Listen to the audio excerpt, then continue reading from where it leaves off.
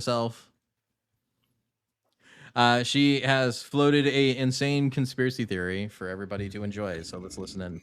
This is a man who we better be careful about. And I tell you what I'm going to do. I'm going to ask the Justice Department and I'm going to ask the president to tell us what they're going to do to protect this country against violence if he loses. I want to know about all of those right-wing organizations that he's connected with, who are training up in the hills somewhere and targeting, what communities they're going to attack.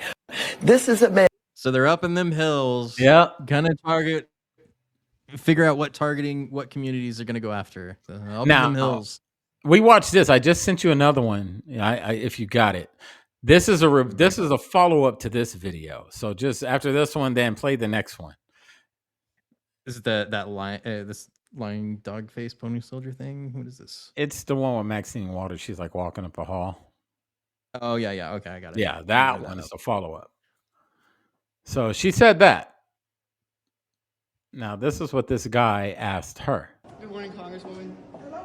Pretty good. What evidence do you have that Trump supporters are quote unquote like hanging out in the hills, getting ready to attack democracy, like what you said on MSNBC? What'd you say?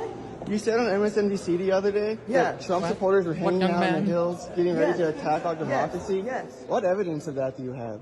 Well, someone called me who said he was a part of it and was mad at me because I found out about it. But like, can you present some evidence?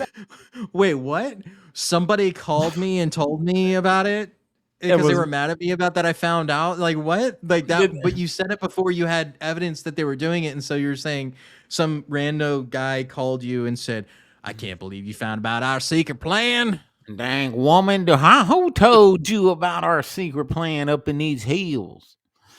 Does that even make any sense? What she said? That sounds like something Dave Chappelle would have came up with when on the Chappelle show was still around, right? It's like they're up in them hills. She made it up, and anybody that believes anything she says is just an idiot. She's a known liar.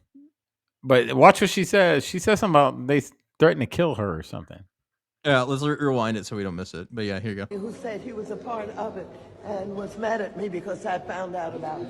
But like, can you present some evidence? Because as like someone from MAGA country saying we're up in the hills is kind of offensive. Then he threatened to kill me. It's like, if that's so, then somebody should be investigating that guy and going after them if that was the case, because you can't really threaten a member of Congress or the president for that matter. Wouldn't that be all over the news, for one? For two, oh yeah, she's saying somebody that knew her, that she knew that they have a relationship, threatened to kill her. So who is this person? Out in the hills, I know, right? Who is this? There was one face that she made. What evidence of that? It was the Han deer that reminded me of like an old grandma. But I'll just leave it at that. Anyway, but when she was like, "Huh? What was that? What'd you say?" Yeah, she had to come up with her lies. She heard it the first time. Oh yeah, I'm sure she did.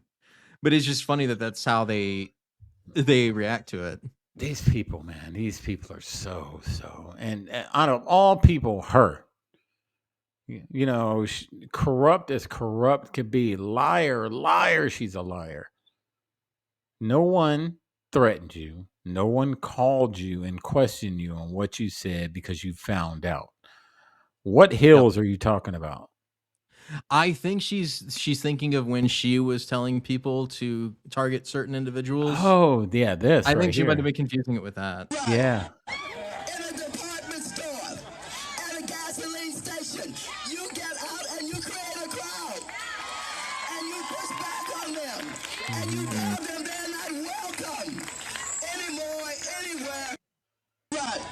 Right. So what they're doing is wrong, but what you were doing was fine when you were whipping up an entire crowd to go after certain people that were in the administration, because they weren't welcome anymore. Yeah, I don't want to see you here in our town. American citizens voting in their best interests aren't welcome anymore because you don't vote in the left-wing communist best interests. You have to vote in their best interests in order to be accepted. Not your best interest, though. Whatever your best interests are, no one can tell you your best interests. See, I would be more concerned about the people that are doing these things that were going after the Met Gala last night, right? Because MAGA is out there planning to do something while these guys are actually doing things in the streets and causing mayhem and destruction. And laughing about it. Yeah. So this is them yesterday trying to make it to the Met Gala to, I guess, protest that, even though, like, I don't know what that was going to do. I mean, it's a bunch of bougie people and a bunch of fancy dresses. Like, Hunger Games. These people are supposed to support you, so I don't know why you're trying to protest them in that way. I honestly don't care about Met Gala. I wish they would have got there and destroyed the whole event, because I have my own issues with the Met Gala, but they're not going to talk about these people.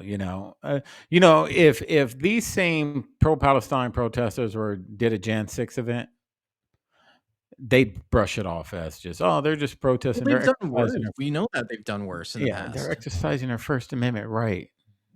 Yeah. Well, unfortunately, their First Amendment right also includes defacing a World War I memorial with the Palestinian flag and defacing it. To do with Palestine. Yeah. So.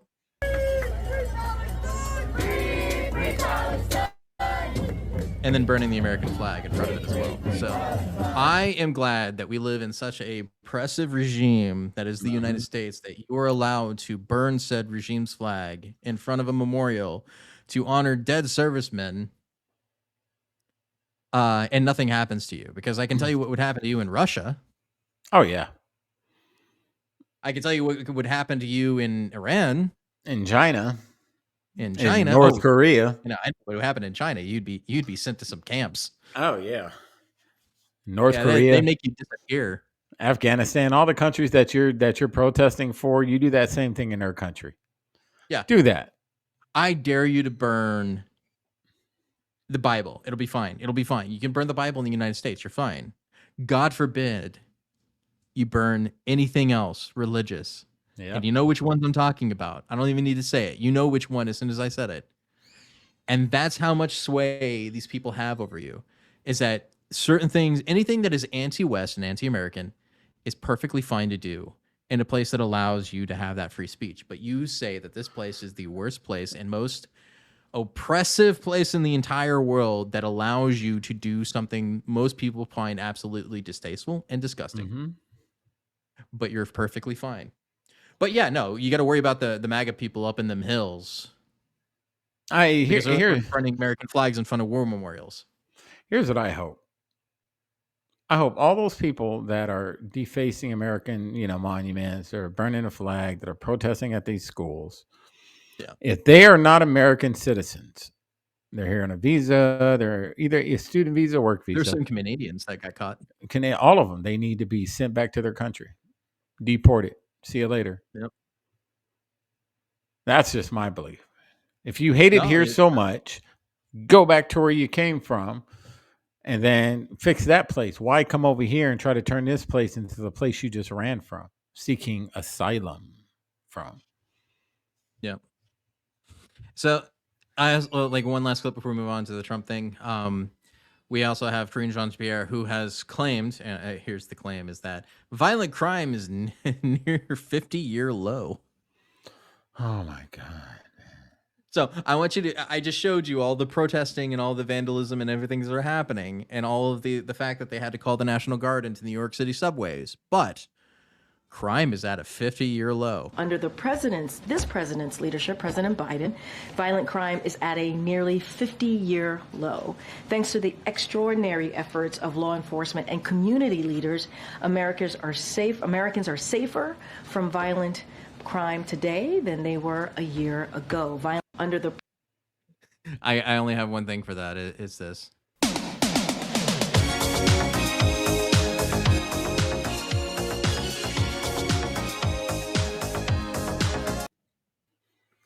Never gonna give you up. Never gonna let you down. She has to be trolling to believe that. She is. She's reading a script, dude. Look, she's reading it directly off the paper. She's not speaking from the heart. So she's just reading whatever one of her goofball aides slid in front of her, and she doesn't know if it's true. She doesn't know anything. She's just a robot who reads stuff.